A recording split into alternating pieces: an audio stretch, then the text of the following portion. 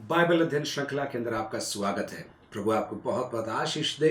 आपने समय निकाला प्रभु के वचन को सीखने के लिए। प्रभु की आशीष निरंतर आप पर बनी रहने पाए। प्रभु का हम धन्यवाद देते हैं। रोम में रहने वाले विश्वासियों को प्रेरित पौलुस से खत लिखता है और उस खत या पत्री का अध्ययन अपन कर रहे हैं।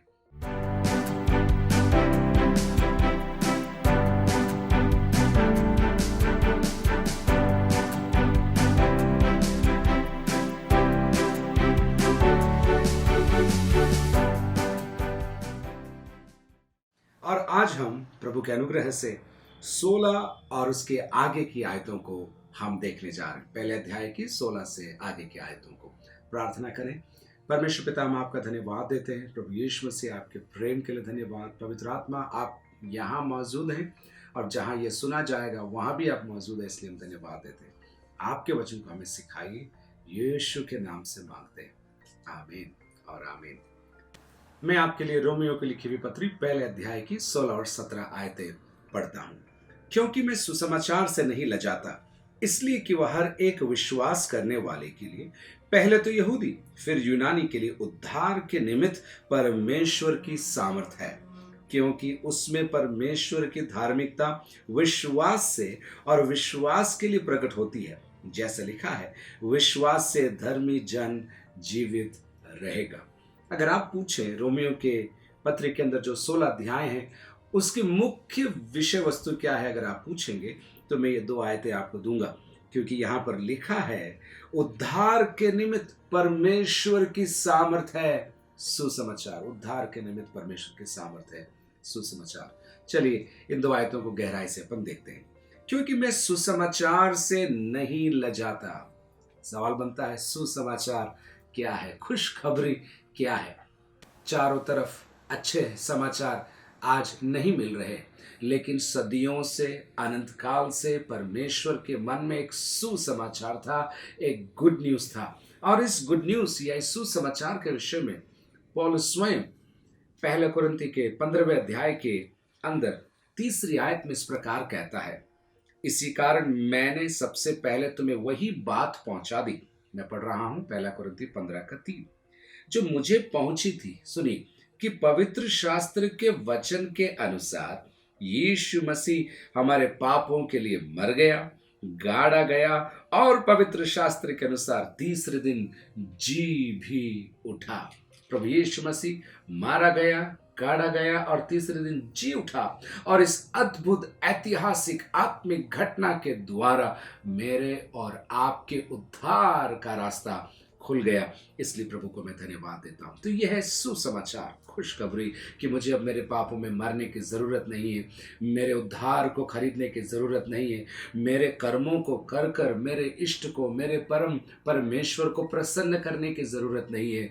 मेरे लिए यीशु ने अपना बलिदान दे दिया। अब मैं विश्वास के द्वारा, ये मूल बात आ गई, विश्वास के द्वारा धर्मी ठहराया जाता हूं। और भी आगे देखते हैं, क्योंकि मैं सुसमाचार से नहीं लजाता।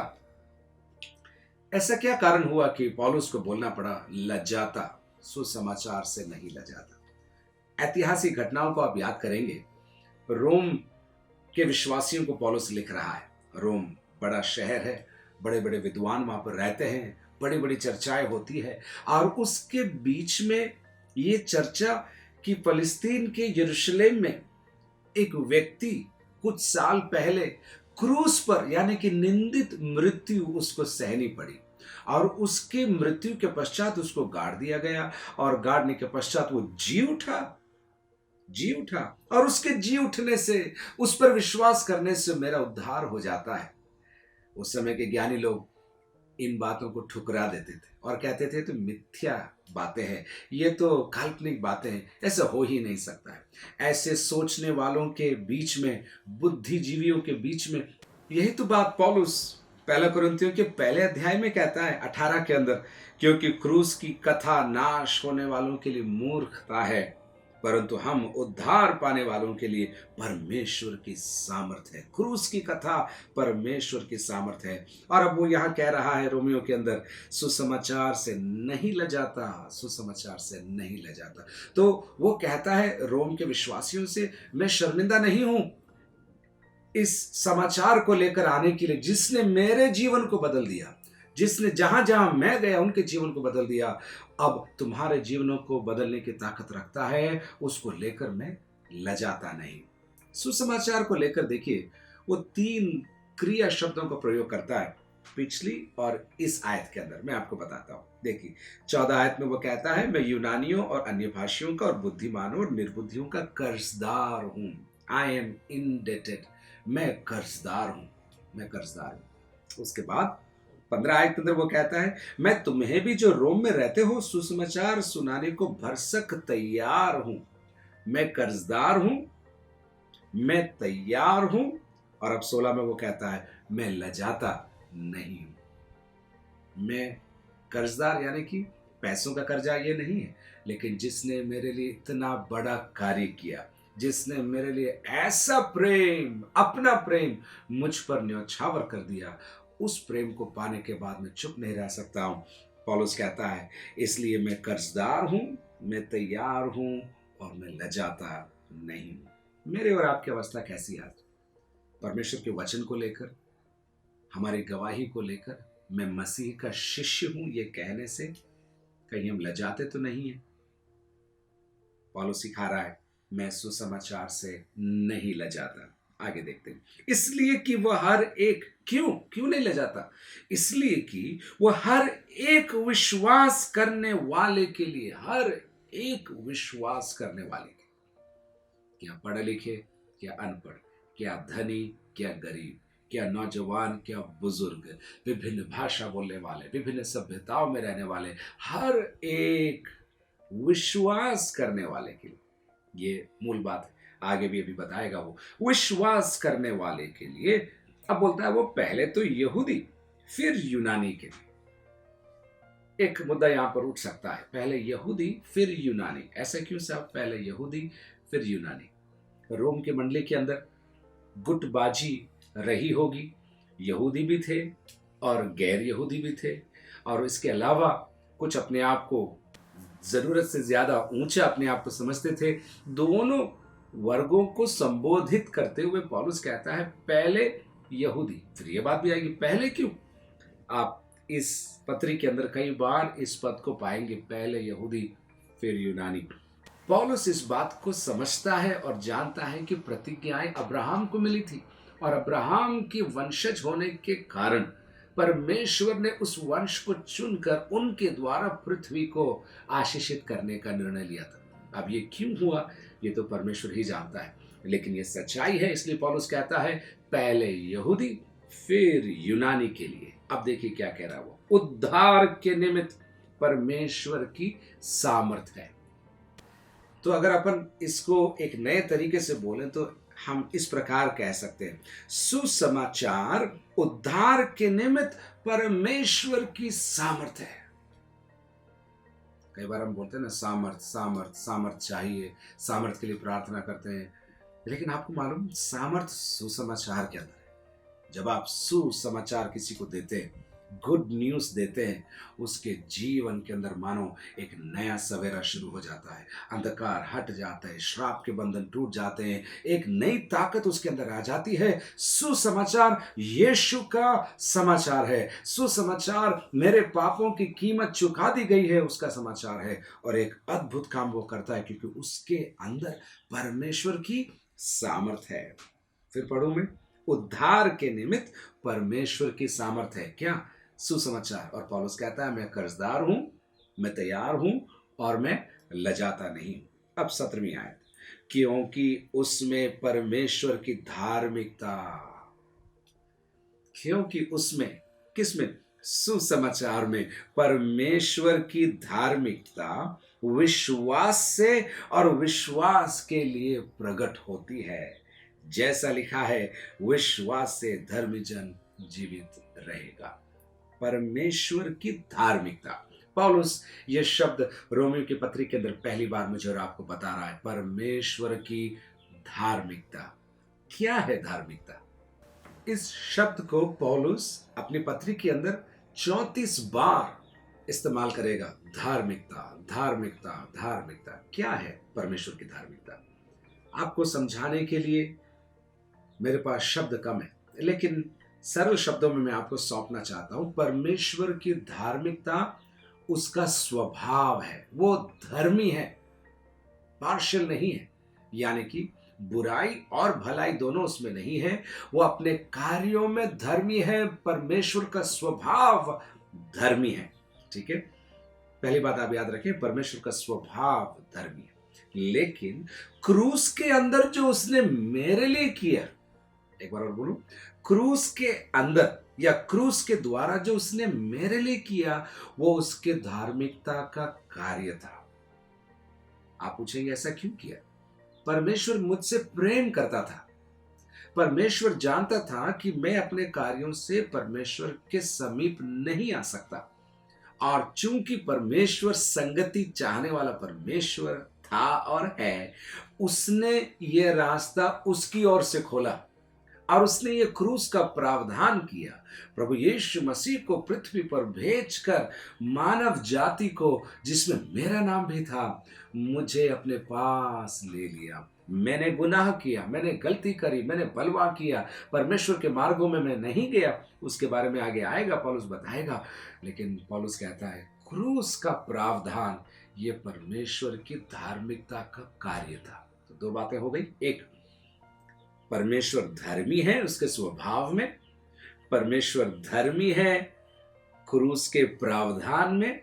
लेकिन एक और बात, परमेश्वर की ये धार्मिकता जो है ना, उसने मुझे इनाम के रूप में, जब मैंने विश्वास किया, मुझे दे दी है। इतना अद्भुत काम है, इतना अद्भुत काम। एक बार और मैं बोलूं आपको, परमेश्वर धर्मी है।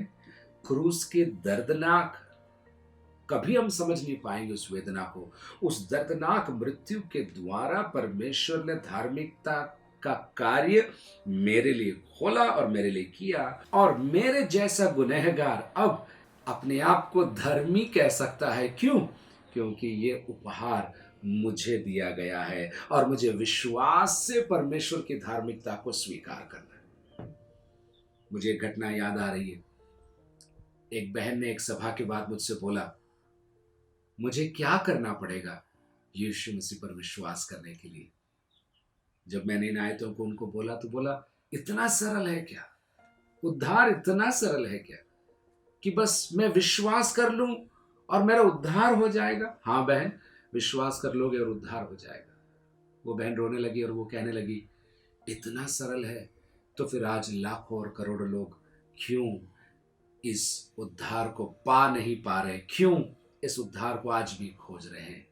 मैं उस बहन को जवाब नहीं दे पाया।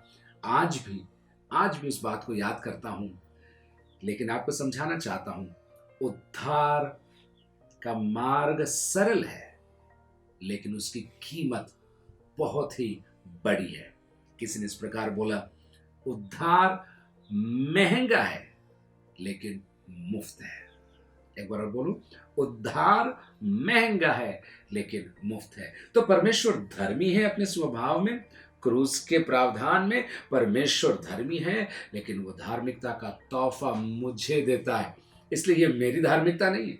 अब जब मैं गीत गाऊं या प्रचार करूं या किसी से मिलूं या कोई मुझे मेरे पुराने पाप याद दिलाए और शैतान मुझे मेरे पुराने जीवन के बारे में याद दिलाए, तो मैं ये नहीं कह सकता मैं बिल्कुल ठीक हो गया हूं। मैं ये कहता हूं, हाँ मैं पापी हूं। शैतान तू सच कह रहा है, मेरा पुराना जीवन बहुत गंदा था, मैंने बहुत पाप किया, लेकिन तुझे ये भी मालूम होना चाहिए परमेश्वर की धार्मिकता मुझे दे दी गई है और उसे एक लिबास के समान, एक वस्त्र के समान मैंने ओढ़ लिया है। अब मेरी धार्मिकता नहीं, मैं यीशु की, परमेश्वर के द्वारा दी गई धार्मिकता के द्वारा जीवन बिता रहा हूं। एक बार हालेलुया बोल सकते हैं आप? हालेलुया। हमारी नहीं, परमेश्वर की धार्मिकता मुझे और आपको दे दी गई है। 17वीं आयत खत्म नहीं हुई अभी, वहां देखिए, और विश्वास से और विश्वास के लिए प्रकट होती है। एक बार और पढ़ूं।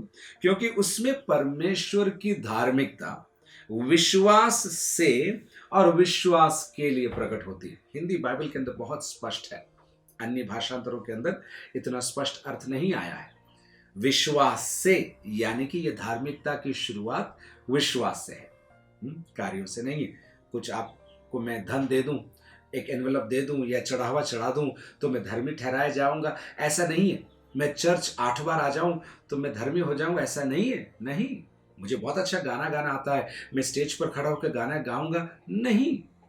विश्वास से, तो ये धार्मिकता जो हमें तोहफे के रूप में मिलती है उसकी शुरुआत विश्वास से, और फिर हिंदी में लिखा है और विश्वास के लिए प्रकट होती है। तो विश्वास से ही ये धार्मिकता मेरे जीवन में लागू होती है और मुझे विश्वास में बढ़ाने के लिए, विश्वास में आगे ले चलने के लिए ये धार्मिकता मुझे सहायता करती है। और फिर देखिए, जैसा लिखा है, विश्वास से धर्मी जन जीवित रहेगा। विश्वास से धर्मी जन जीवित रहेगा। मूल भाषा के अंदर जैसा हम समझते हैं अपनी भाषा में उससे थोड़ा अलग है। हम क्या समझते हैं इस आयत को पढ़ते, विश्वास से धर्मी जन जीवित रहेगा, यानी कि विश्वास होगा तो धर्मी जन पावरफुली जीवित रहेगा। सही है अर्थ, लेकिन मूल अर्थ एक और है इसका। वो क्या है मालूम? परमेश्वर की विश्वास योग्यता से धर्मी जन जीवित रहेगा। समझ रहे आप? आपके विश्वास की बढ़ती या घटती के कारण ही नहीं, लेकिन न बदलने वाले परमेश्वर की विश्वास योग्यता के कारण धर्मी जन जीवित रहेगा, बचा रहेगा, और उसने उद्धार पाया है, इसलिए इस जीवन में भी और आने वाले जीवन में भी बचा रहेगा।